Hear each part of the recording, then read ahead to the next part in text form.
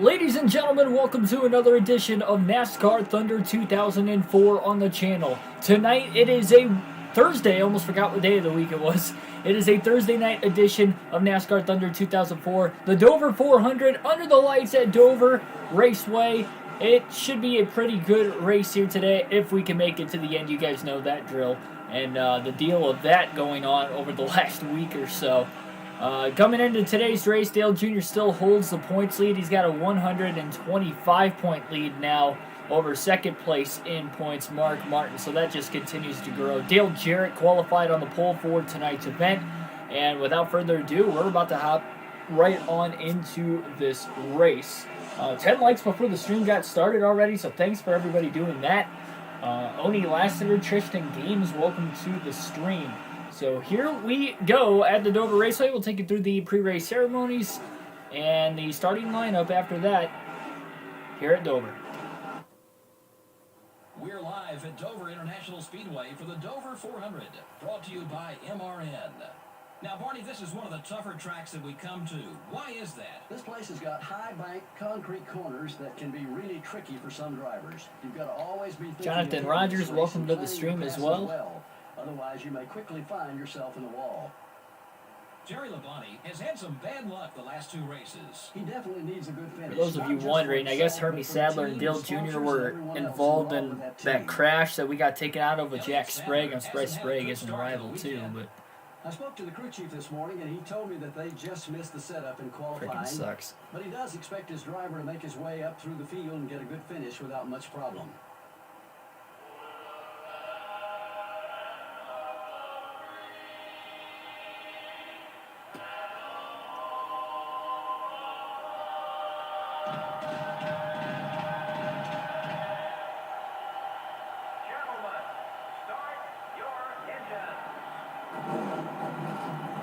Darren Dill, welcome to the stream as well. 9 people already watching here tonight. Thanks for everybody tuning in once again. We're about to get underway. Take it through today's starting lineup here at Dover. Just 9 races to go in the season. We have reached the final quarter of the year. And we will also see over the next couple weeks who will win this championship for the 2003 season. Dale Jarrett, Mark Martin will be on the front row. Jarrett again on the pole. Martin outside pole. And Martin comes in second in points, 125 behind the guy starting 4th here tonight. Jimmy Johnson, Dale Jr. will be in row 2. Jr. is that driver starting 4th and does have the points lead. Terry Labonte and Rusty Wallace will be in row number 3. Tough break as of recent weeks for Labonte, looking to hopefully just get to the end of today's race. Bobby Labonte, on the other hand, has been on an absolute tear. He comes in here starting inside of row 4 with Ricky Craven to his outside. Kurt Busch and Robbie Gordon will be in row number 5. In row 6, we have Kenny Wallace and Ryan Newman in row 6. Jerry Nadeau and Matt Kenseth will be in row number 7. Kenseth, a 2-time winner on the year, as well won the All-Star race earlier this season. Ricky Rudd and Michael Waltrip in row number 8. Waltrip 1 win on the year, Rudd 0. In row 9, it'll be Jeff Gordon and Johnny Benson. Gordon's got a couple wins on the season himself. In row number 10, it'll be Mike Skinner and Tony Stewart. Stewart still trying to search for his first win, as well as the guy starting in the row behind him, both of them in fact. Kevin Harvick on the inside of row 11 and Bill Elliott on the outside. Joe Nemechek and Sterling Marlin will be in row number 12. Brett Bodine, Christian Fittipaldi in row 13. Fittipaldi still very much in the Rookie of the Year race to the end of the season. In row number 14, it'll be Casey Mears and Ward Burton. Ward Burton finished in the top 5 again yesterday, making that 4 of the last 6. Sadler and Jeff Burton will be in row 15. Hermie Sadler, Kyle Petty in row 16. Sadler, one of those rivals of Terry Labonte that you saw in the pre-race. A couple of rookies, Jamie McMurray and Greg Biffle in row 17. Row 18 will be Kevin LePage and Steve Park. Back in row number 19, it'll be Ray Evernham Dodge on the inside of Jeremy Mayfield and part-time rookie driver this season, Chase Montgomery, outside of him. And row number 20, it'll be Jeff Green and Stanton Barrett. Stanton Barrett making his first start in a few races. Another one of those part-time rookie drivers this season. And row 21, it'll be Ken Schrader and Jack Sprague. Sprague, of course, had that accident which took out the race leader at the time, Terry Labonte, yesterday. And Kevin Grubb will round out the field. He'll be starting in the last place position. We'll see if he can come from the rear and do something crazy. 9 races to go on the season. Dale Jarrett will lead the field to the green flag. Thanks for everybody tuning in. Already 10 viewers. We were up to 11 just a couple seconds ago. Hopefully you guys enjoy. Before we get into this race, I do want to say my camera is not working properly. It hasn't really worked properly since we got it. The video has been way too choppy. I've noticed that as of recent weeks. My camera on my laptop that I'm using tonight at least isn't choppy. So we've got that going for us. Unfortunately, I don't have anywhere where I can put it that is close enough that you can actually see my face a little bit better, and nor can I zoom in on OBS at least with it, unless I'm actually sitting right on top of it. But where I have the mount and everything at right now, I can't exactly position the laptop where I need it, so sorry for that. I'm probably looking at getting another camera or another camcorder anyway, because, like I said, it's been choppy. It's been pretty much garbage since I've used it over the last month. But thanks for everybody tuning in. Without further ado, we are going to be underway. 400 miles and 400 laps at Dover. Dale Jarrett will get to the start-finish line first and lead the field into turn 1. Bobby Labonte just drove right into the back of his brother Terry. In turn 1, Terry kind of overdrove the corner as it was, but Bobby just full bore right into him.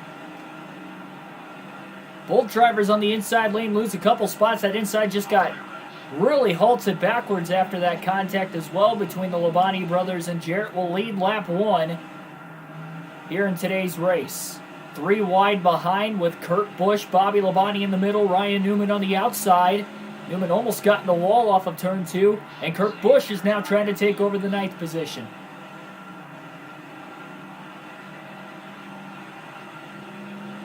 Just 2 seconds back now, 2 seconds.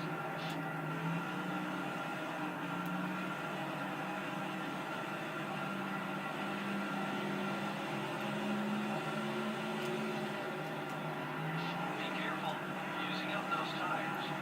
Car's already not feeling too stable for Terry Labonte in the early going. He was fast in qualifying, 5th. He was actually top 10 in both practice sessions, 5th in happy hour, in fact, as well. Matt Kenseth making a 3-wide move. Everything really congested together in the middle of the pack on the initial start. Kenseth now into the top 10. Labonte's just sliding the tires like crazy in the early going of this run. He was doing that a lot at New Hampshire yesterday, too. So we got about 15 to 20 laps in. I'm sure that will likely be a lot of the same today. Once things get spaced out, he should be able to hit his marks a little bit better and maybe reel the car in as well. Blocking Ryan Newman into turn 3. Newman had a huge head of steam. Slasher God, welcome to the stream.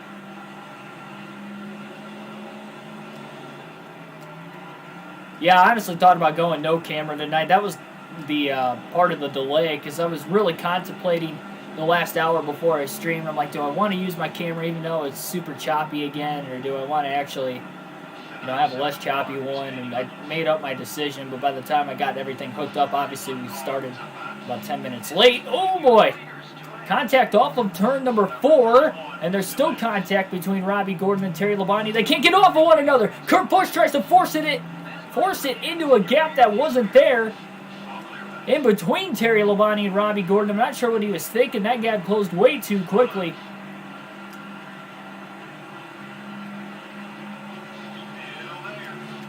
Oh boy, Terry really crowded his brother Bobby there. And there was contact further back between Kurt Busch and Ryan Newman as well. Had nothing to do with the 18 and the 5 getting together.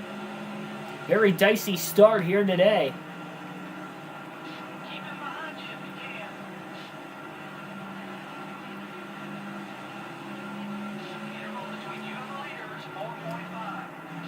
It's like everything I try to do or something to make the quality of the videos better, I'm just not having luck with it. Oh, Kurt Busch tries to take a swing at Terry Labonte. For whatever reason, he seemed to be upset after the contact that he made with Labonte a couple laps prior.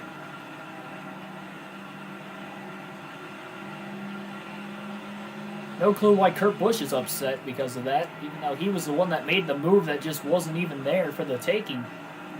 Race leader is pulling away, whether that's Dale Jarrett or somebody else right now, leaving everybody from pretty much second through sixth just kind of packed together still. Dale Jr. back to sixth place.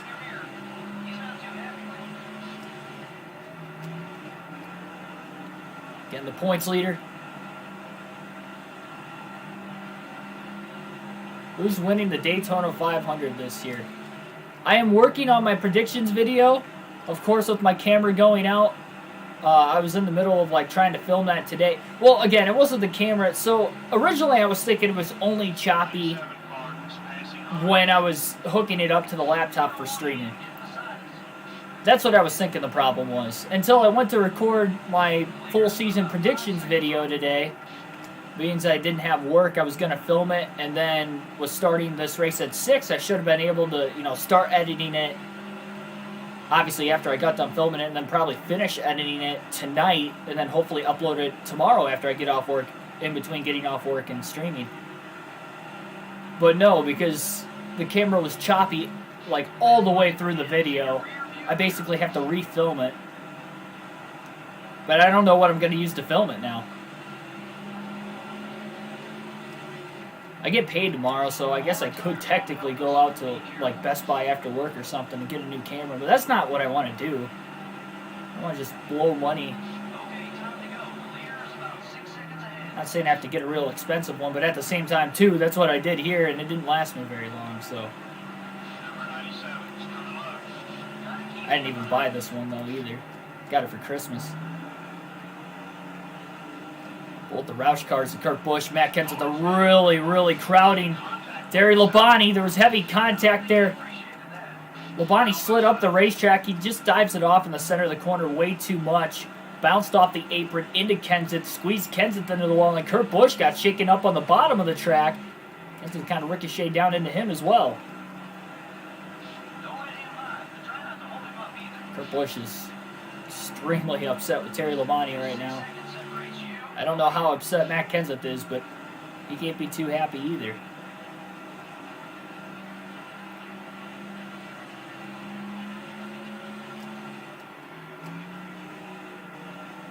Yeah, Denny Hamlin's definitely the favorite for the 500. I mean, how could you not pick him as the favorite? The success he's had on the super speedways, and especially in the Daytona 500 itself. He's won the last super speedway race at Talladega also.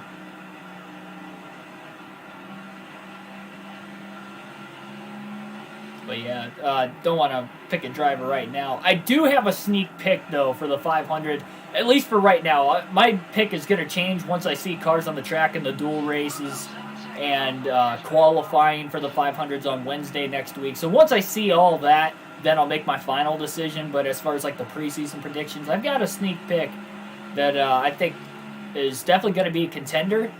Whether or not, obviously, you can escape to the end of the race, and miss the big one or big ones if we end up having one or multiple throughout the course of the race. That's going to be something else to watch for. But if he does, I think he can be a great driver to win. Kyle Busch is your pick. Maybe he can get it done. Of course, he's never won it before, but I mean, anybody virtually can win that race. And Toyota's been really strong there. I mean, obviously, yeah, you look at Hamlin. They finished 1, 2, 3 2 years ago. Eric Jones last year won the Clash in a Joe Gibbs car. Also won at Daytona in the July race. I think Truex has a couple of runner-up finishes on the 500. Obviously 2016 and I think 2019 as well. He finished runner-up. So Toyota as a whole has been really good in the Daytona 500 and at Daytona. I think it's going to be a battle between the Gibbs cars and Penske, honestly, in the 500. Haven't really seen the Stewart-Haas cars run too well there in recent years, but I'd probably lean on Penske.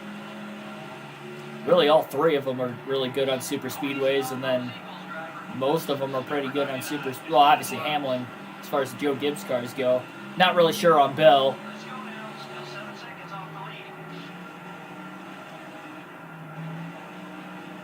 I guess maybe you could throw Almirola as far as like the Stuart Haas cars in there because he's really good on the super speedways. But outside of him, I really don't trust any of the Haas cars to really compete at Daytona. I wouldn't even throw Harvick in that mix, honestly.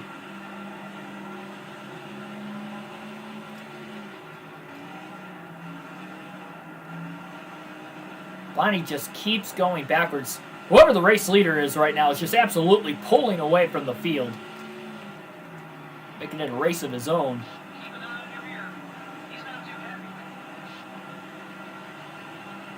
Just wait till lap traffic becomes a thing here. It's already been a hectic start for Terry Labonte, and we're only 25 laps into a 400-lap race. Just really trying to make it to the end. That's all he wants to do. And obviously have a salvageable finish along with it. He's not even really worried about the championship anymore. He's just looking to obviously click off as many wins as he can still because we have 9 races to go. And finish as high as we can in the points. Right now, Labonte's 12th.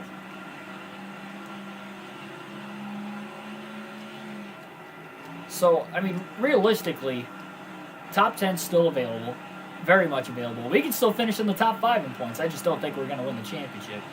We're not mathematically out of it, but it's going to take about 3 Dale Jr. DNFs in these final 9 races on top of us winning a lot, too.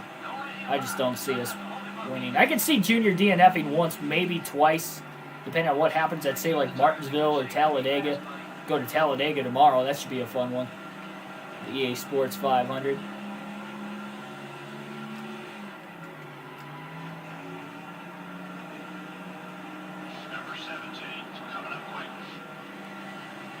Elliott could.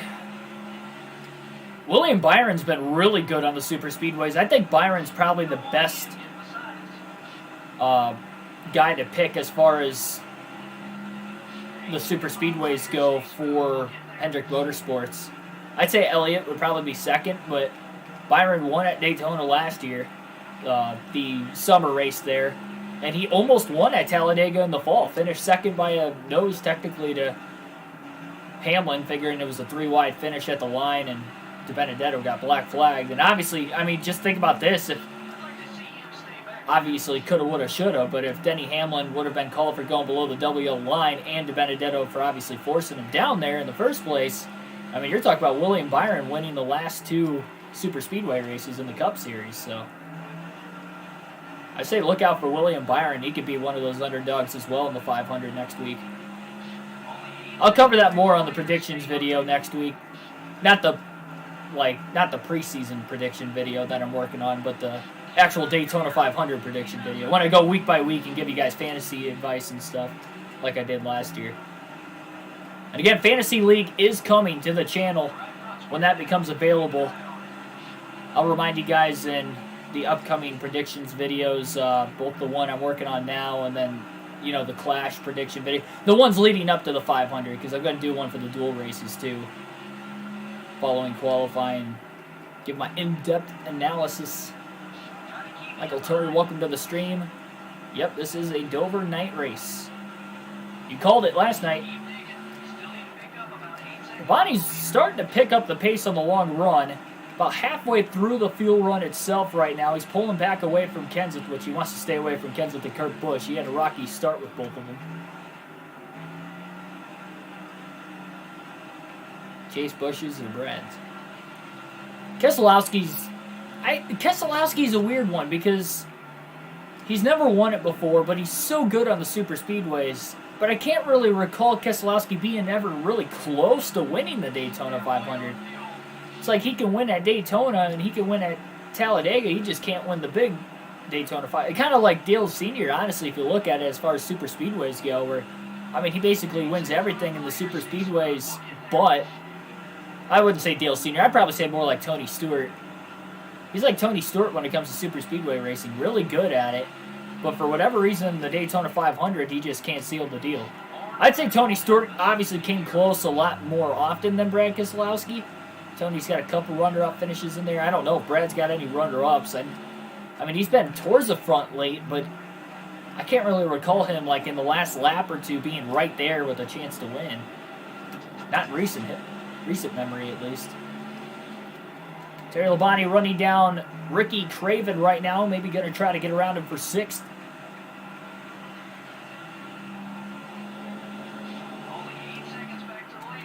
I'm definitely pumped for the 500. That's for sure. If you couldn't tell by the way I'm doing it. Justin Haley could, but he's got to race his way in. He doesn't have a charter because he's running with. He's not running with Spire, is he? Spire's got the charter, but I think Corey LaJoie is running for them. Unless he's running a second Spire car. I think he's running a call league entry. And if he's running a call league entry, then he'd have to race his way in because he doesn't have a charter. There's going to be at least one, if not 2 or 3 really good teams that are going to miss the 500 this year. I mean, you're talking about an extra Penske entry. The Beard family's been really, really good. Of course, the passing of Mr. Beard a couple days ago. Sad news there. Gregson's going to be running the 500 knowing that he'll be running it, and that whole team really will be running it in his memory, so I'm really pulling for that 62 team to at least make the show.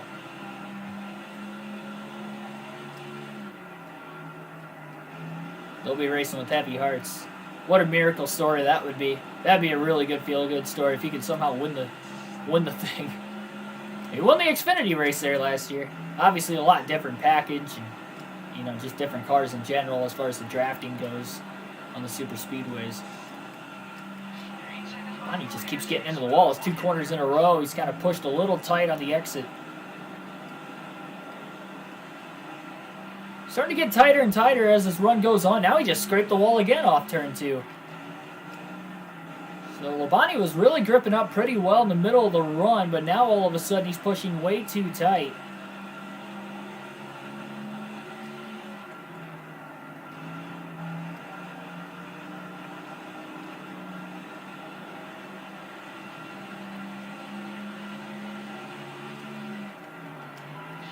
Well, I get what you're saying, like 20 years because of the race, but it wouldn't be 20 years to the exact day. 500 would be 3 days before. I think it was February 17th. Was it February 17th or February 19th when the 2001 500 happened? I think it was 17th. So it wouldn't be 20 years to the day, but yeah, 20 years as of this year. Crazy. It's been 23 years since Dale Sr. won the Daytona 500. The 20 years of trying and 20 years of frustration.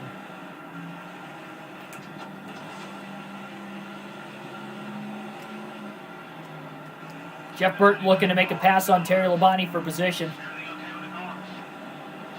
As he does just that, now he's going to block Labonte down the front straightaway as well.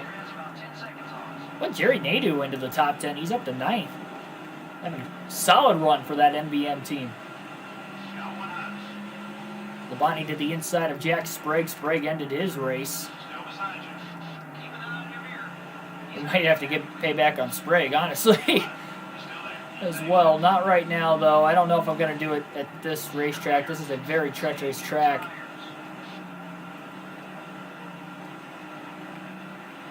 Kenseth back into the 10th position.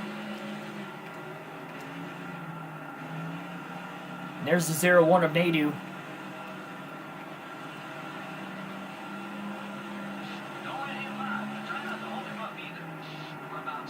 February 18th. Okay. Man, I was wrong on both of them. Yeah, I couldn't remember the exact day. I definitely know it wasn't the 14th. This is about as early as the 500's been in a while.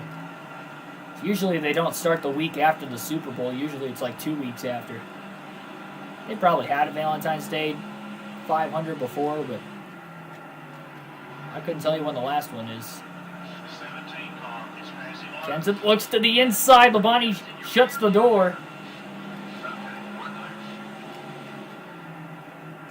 He didn't realize Kenseth was already underneath him when he looked to the inside. Labonte trying desperately to get around Kevin LePage in the 57, and he does. Good move into turns 1 and 2. Pit stops will be coming up pretty soon here. Labonte's already about a half a lap off the race lead. Insane. So lap 50 now. This is probably the toughest pit road in NASCAR. This and Darlington, I think, are the two toughest. Richmond's up there as well. But Labonte did a good job there. Obviously led every lap. So green flag stops coming up in about 15 to 20 laps. It is going to be a tough way to try and get to pit road for Terry Labonte. Really everybody else. Kenseth almost got underneath Labonte that time, and Terry pulls down and blocks again into turns 1 and 2.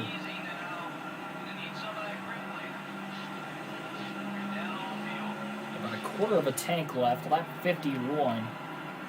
That's a big slide getting into turns 3 and 4 for Terry Labonte. I didn't see how Kenseth got around Jerry Nadeau, but he did get around him. We don't want him getting beside us.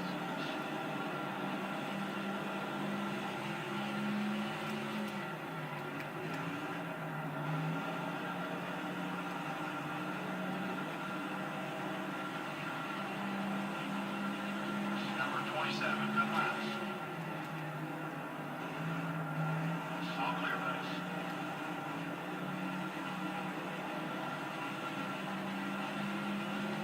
It was on February 14th of 2014. I didn't realize it was that recent that we had that early of a 500. Using up those tires. I remember there for a little bit. It was like the last Sunday of the month. It was like 2 weeks after the... Well, it's always usually been 2 weeks after the Super Bowl. I guess the Super Bowl's a little later this year. I don't think it's so much the 500s earlier. I think the Super Bowl's a little later. It's still that first weekend after... Or the first Sunday after February begins. Or the first Sunday of February. That's what I was trying to say. But I guess technically with it falling on the 7th instead of, I think last year was the 2nd. Probably why it feels a little bit different. Surprised Labonte's been able to hold on to 8th. He's got Kevin Grubb blocking him down the back straightaway.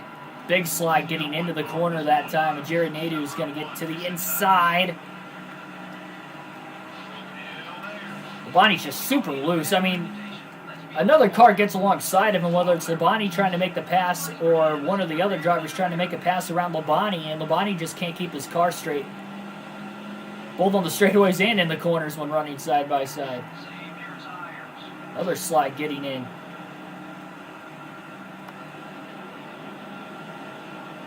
All 4 tires in the yellow. Probably doesn't help either. Oh, contact with Kevin Grubb. Labonte just couldn't get off of him. Now Grubb's upset. Labonte just doesn't seem to be as fast as what he was last time we were at Dover. One of the faster cars that day. Oh boy, a little contact, Bobby Labonte again. Kurt Busch underneath him. Oh, Kurt Busch takes a swing. Around goes Kurt. Back down the racetrack. Kurt Busch just took himself out trying to take Terry Labonte out. Labonte still trying to catch his car as he spins across the start-finish line again. And our first caution of the day is out. Kurt Busch is heated. Everybody missed Kurt Busch coming back down the racetrack. Kurt just about got T-boned there. Kurt's still upset about the contact that they made in the opening laps, even though Kurt Busch made the contact. Labonte's going to hit pit road with the damage on his race car. He at least survives the accident. But boy, oh boy.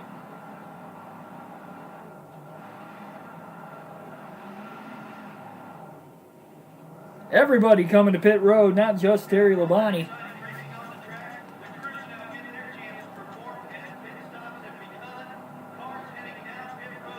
Air pressure adjustment, half a round of wedge being taken out of the race car as well. That is our, again, first caution of the race. First pit stops coming up as we speak. All under yellow.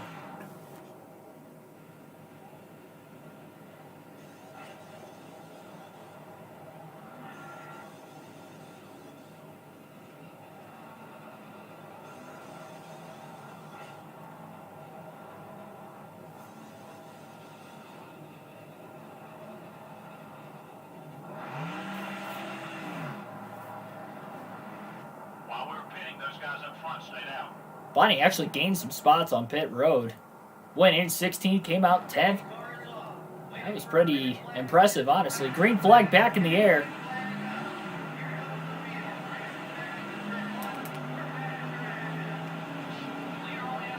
Terry's just hoping this car's going to turn a little bit more on the longer run. That's all he's really hoping for. Quickly gets to the inside behind Robbie Gordon. He had a little contact with him. Didn't want that to happen. Whoa! That was a big slide into the corner. Terry's car gripped up a little bit better. Hopefully it's not too loose on the long run. You have to be patient, getting through the traffic. Caution kind of resets everything. Even though he was involved in it. But Stanley Kurt Busch, who brought the yellow out for trying to take out Terry Labonte.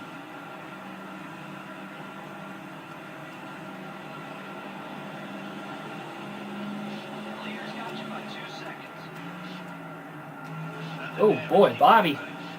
That whole line just checked up in turns 1 and 2. It's weird. It's like the car enters tight, and then in the center of the corner it like turns too much, and then it gets tight again on exit because it's like I'm accidentally diming the corners off, and I don't even want to diamond the corners off.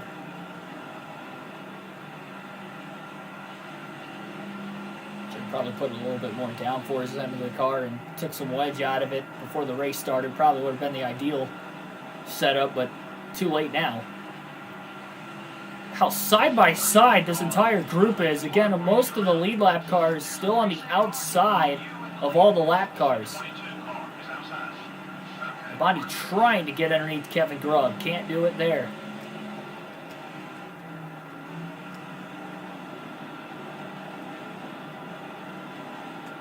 Bonnie's just getting tight in traffic now. As soon as he pulled up directly behind the 26 of Grubb. Oh! Nemechek got in the wall getting into turn 1. Escaped to the inside 3 wide. Jeff Gordon, Sterling Marlin get around him. Number 40 was looking right.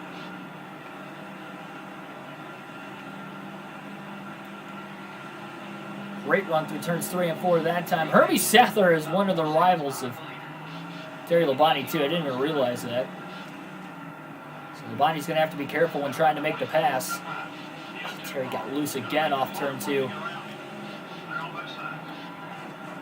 My goodness. Bonnie might have loosened the car up a little too much. Probably should have just stuck with the wedge adjustment and kept it the same on the air pressure. Somehow Labonte fends off Kenseth and Gordon still, despite being really, really loose.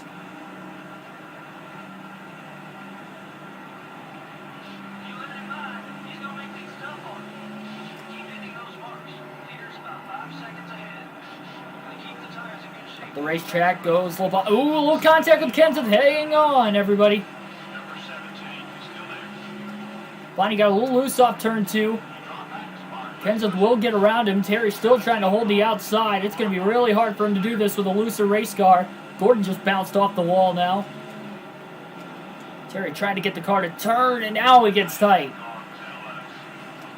Tried to get in between the 29 and the 99. Again, this is accidental contact every time, and now Labonte's in the wall. Terry Labonte is in the wall. And look at all the ground he lost. Back to 29th. After hitting the wall that time, getting into turn 3. The car was so loose, and then 2 corners in a row, it just got really tight on him. Handling of this race car is all over the place right now early on. A way to really tell exactly how the rest of the night's going to go. We'll see.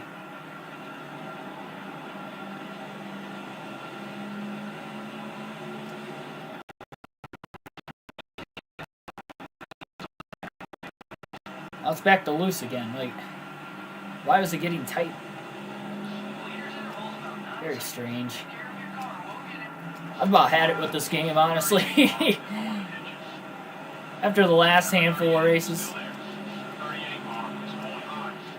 But we must finish the season. Thank goodness it's the final one.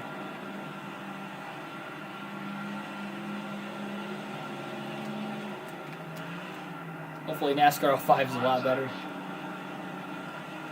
More enjoyable, I should say, for myself. You guys are probably very thoroughly entertained, which I guess is the idea. As long as you guys are enjoying the content. I mean, I'm enjoying the content. I'm enjoying the challenge, but it does get ridiculous at times. Bonnie might need a caution to get back. He could see Kurt Busch going around here very shortly. Bonnie gets underneath Park. I didn't think the car was going to turn enough that time underneath Park. They're starting to get that car to roll a little bit better. He's getting used to the handling, but I'm still going to go down on the air pressure. Put it right back to where it was, but keep the wedge adjustment the same. So it definitely needed to be loosened up. We'll have to see, though, in the long run if it just continues to get tighter and tighter and tighter again, just like it did in that first run. And that car just wheel hopped getting into the corner. I mean, it was sliding so much it was starting to bounce. Very strange.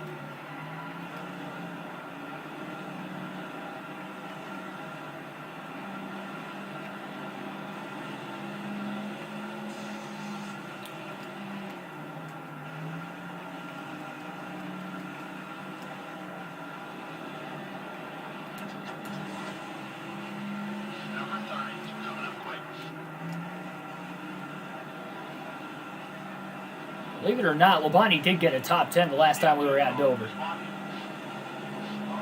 Finished 10th. Gets underneath Hermie Sadler. Sadler trying to take a swing at him now. Man, how did Hermie fall back as far as he did? He was right there with Terry Labonte for a little bit on that last restart.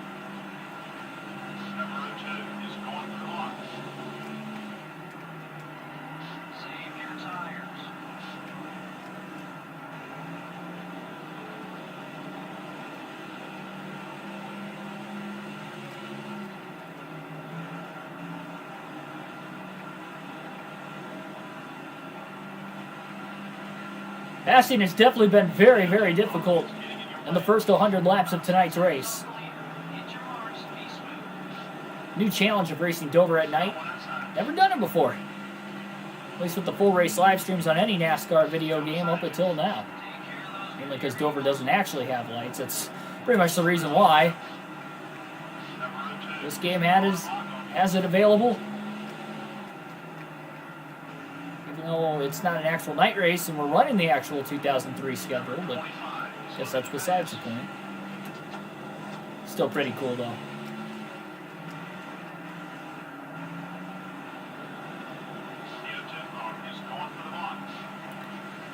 Yeah, somehow Labonte's going to have to find a way to get around Sadler without Sadler taking a swing at him, which is probably not going to happen. Bonnie just slid all the way across the racetrack, getting up off of turn 2 and lightly grazes the wall.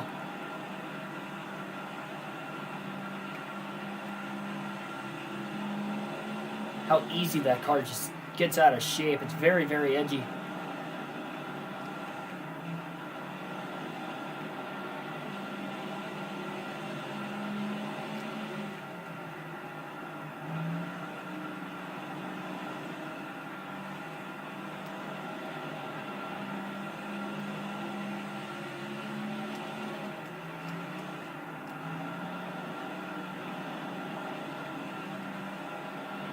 I think if Labonte could just have track position at the very front of the field, get through a couple laps at least on a restart, he'll be right there. Having a congested restart, losing all that track position after getting forced on the outside a couple laps into it, it's obviously hurt him. Contact with Kevin Glove. Turns 1 and 2 as he makes the pass on him. At least Hermie Sadler's starting to slowly move his way forward, that Labonte can kind of follow him. for now at least. Probably not going to remain that way. The 31 car is going to make it hard for you to get around him.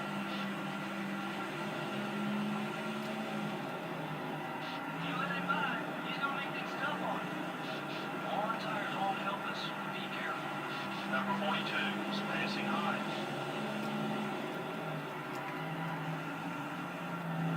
The 02 car is throwing a lock on you. Bonnie's about ready to turn Hermie Sadler here. Already tried to take him out once. I mean, he's blocking the heck out of him right now, too. Sure, he doesn't want to let it come down to that. See him stay back there. Number 02 is attempting a box. Be careful. Using up those tires. Terry's obviously got a faster car. Even though it's ill handling, it's faster. And now on the outside, McMurray tries to make a move as Terry Labonte overdrove the corner trying to get around Hermie Sadler. And another car that Labonte's faster than of McMurray just trying to make a pass anyway. The 02 car isn't going to let you by easily. In the story of the second half of the season, I mean, obviously the bad luck has happened to Labonte. A lot of the bad luck has happened because of how hard drivers that are multiple laps down or not really anywhere close on speed to Terry Labonte have been racing him and putting him in situations. He's got wrecked out by a lap car while leading in 3 races this year, obviously including New Hampshire yesterday. Just wrong place at the wrong time kind of things. That's just been the season, especially in the second half of the year.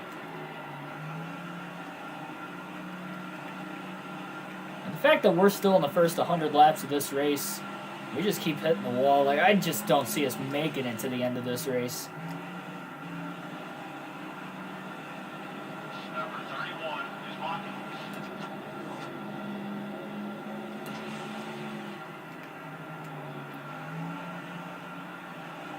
Wiggled again. Going into turn 3. About 14 seconds off the lead. He's further back than what he was The 02 car the is entire first run. Halfway on fuel. Take care of those Goodyear Eagles. Halfway through the fuel run. Labonte looking low. Look at Sadler and how low he is running down the front straightaway just to stay in front of Terry Labonte. Gets underneath him again off turn 2. Labonte gets a little too loose though. Stayed in the gas, but just lost way too much momentum. And just how loose he got, which was loose, but wasn't that bad. Look at how much ground he has lost. number 38. And still losing ground. He did not get off turn 4 well at all either. A little contact with Robbie Gordon. And a car to his inside. It wasn't Hermie Sadler. It was the car ahead of Hermie. More tires won't help us. Be careful. Got one down left. Still beside you. Good run off the exit of 4. Labonte gets to stay in front of McMurray. Sadler does make a move on Robbie Gordon. Another car, so Hermie's at least moving forward. Maybe if Labonte can finally get to those next 2 cars, he can actually pass those guys. And then just probably sit behind Hermie Sadler again. So I'm willing to do that, especially with how much ground he's losing to the leader. But it's what he's got to do to not wreck this race car.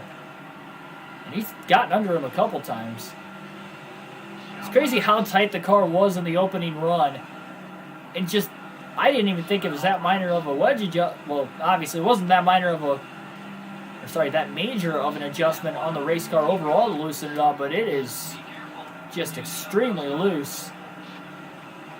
But when he enters too high, the car definitely pushes up the track, gets a little too tight as well. 42 Just got to find that happy medium, and Number 42. Terry in history just hasn't been able to do it yet.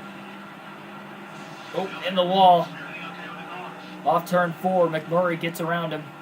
They're on both sides. Unbelievable.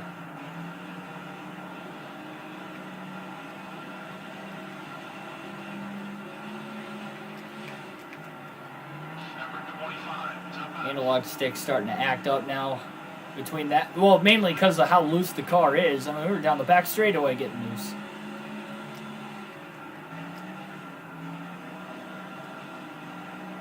It's actually a good corner that time for Terry.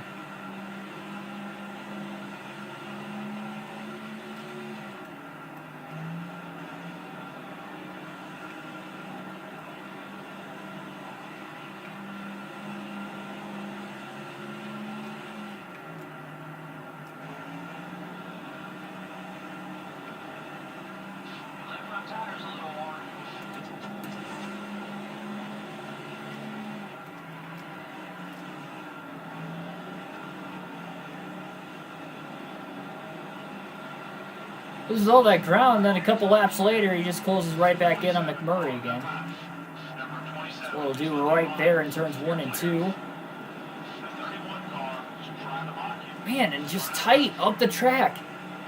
It's so hard to really tell what to do adjustment-wise for Labonte when he is so loose, and then it just pushes tight when he gets up behind a car in the dirty air. The extremely dirty air when he's directly behind another car.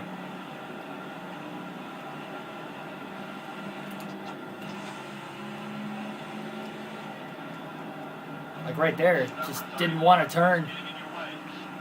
As soon as he got right behind Chase Montgomery. Just beat him off turn 4. 3 wide, getting into the corner. Sliding. Contact with Chase.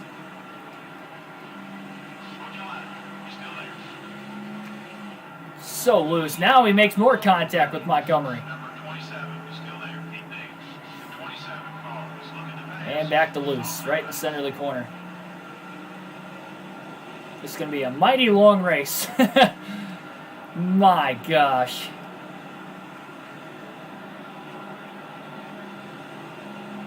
Driver versus monster tonight. Might turn into a monster at the end of the night. This race is going to turn me into one. Number 27 is outside. I mean, it's just not consistent at all. Sometimes it's loose a couple corners in the row, and when it's loose like that. I mean, it's just majorly loose. And then some corners, it's just ridiculously tight. You can't get the car to turn. No matter how much I get out of the gas, I still barely scrape the wall off the exit of the corner. And I can't pass anybody because usually that's when it gets tight also, for whatever reason. We passed Montgomery 3 times already just to get passed right back because I make a mistake, even though we're 10 times faster than him. I mean, Labonte was hanging in there. Obviously, it was before the pit stop on the last run, so a little bit different setup.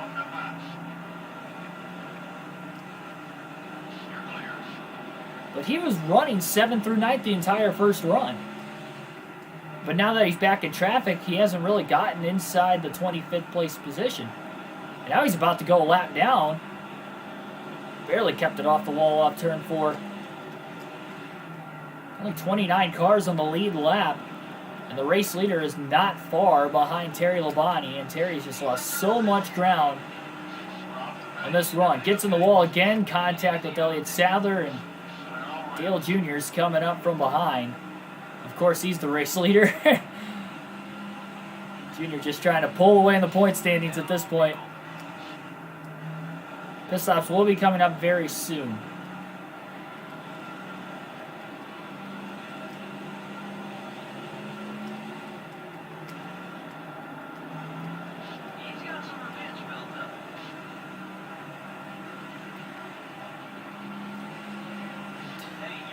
Bonnie is in the inside wall.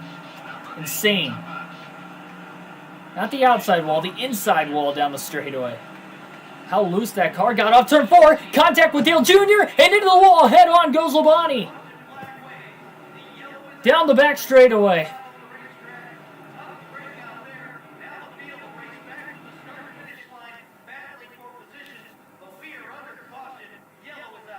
This is the kind of finish the fans love to see. Wow, you know, Man, he hit that wall hard. Incredible finish to an even more incredible race. This NASCAR Whiskey Cup Series is so exciting to watch.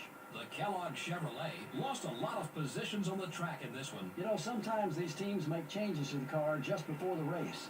It may be just a minor change to make it handle better, but they also run the risk of making it worse. I just don't think they ever got it back the way it was. The 5 car will probably be exchanging words in the garage with the 97 car. I'm not Yeah. sure how all this got started, but now that they have a little history on the track, it'll be something to watch in the weeks ahead. Well, it was a great night of racing, and until the next time, this is MRN Radio and EA Sports. Good night. So Labonte was he was loose off turn 2 the lap before because he was in the inside wall. Like scraping the inside wall down the straightaway. That's how loose he got off there the lap prior. And then the next lap gets loose but kind of slid up the racetrack instead of down. Got into Dale Jr. and already being loose at the contact of Jr. That just turned Labonte head on into the inside wall. He had a lot of damage leading up to that. Kurt Busch obviously took him out, but which caused a lot of the damage.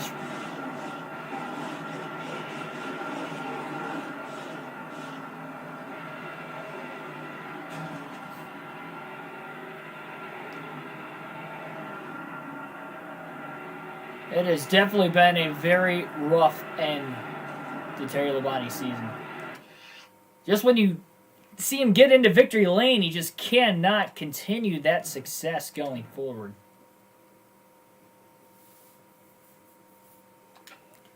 Take a look at the race stats. Ken Schrader gets the win. It looks like it randomized the finishing order once again after we DNF'd. Hermie Sadler second. Robbie Gordon third. Chase Montgomery fourth. Kenny Wallace rounds out the top 5. Christian Fittipaldi 6th, Steve Park 7th. Jimmy Johnson 8th. 9th was Mark Martin, and Bobby Labonte rounds out the top 10.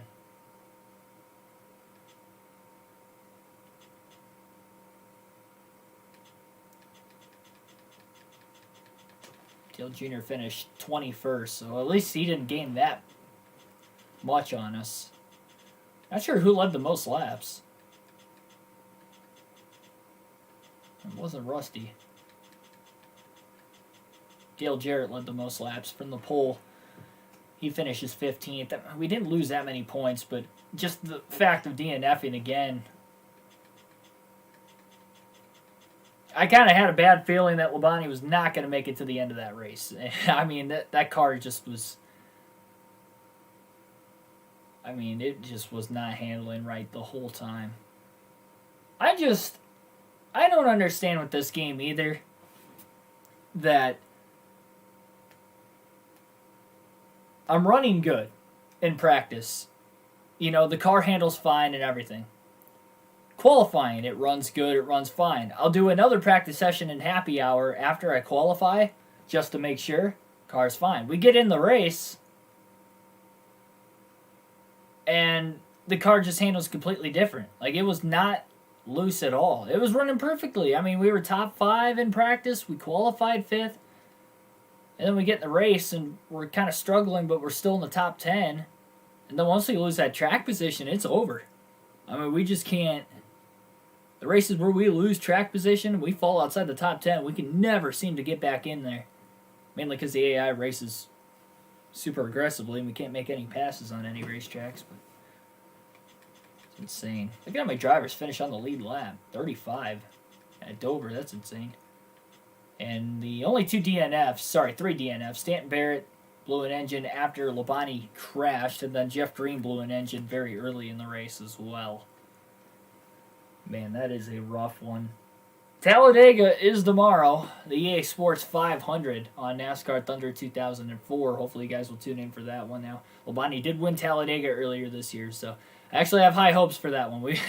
We actually could get the win. Maybe that'll randomize the finishing order. Maybe Dale Jr. will get involved in the big one, and we'll cut back into the point standings. I don't know. We're going to have to do something.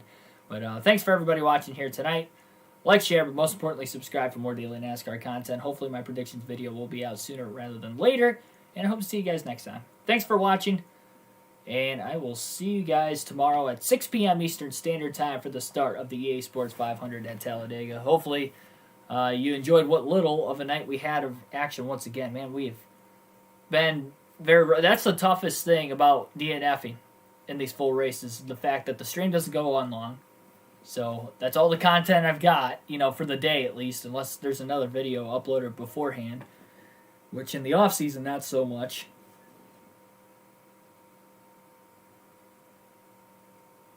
That a tough game I'm playing? Oh, yeah, for sure. Definitely a tough game. What is that, 10 DNFs? 10 DNFs this season. And we still got 8 races left. That's 10 DNFs in the first 28 races of the season. We've only finished 18 races. Ridiculous. Again, like, share, subscribe. I just want to get this season over with. Thanks everybody for watching. Have a good rest of your night.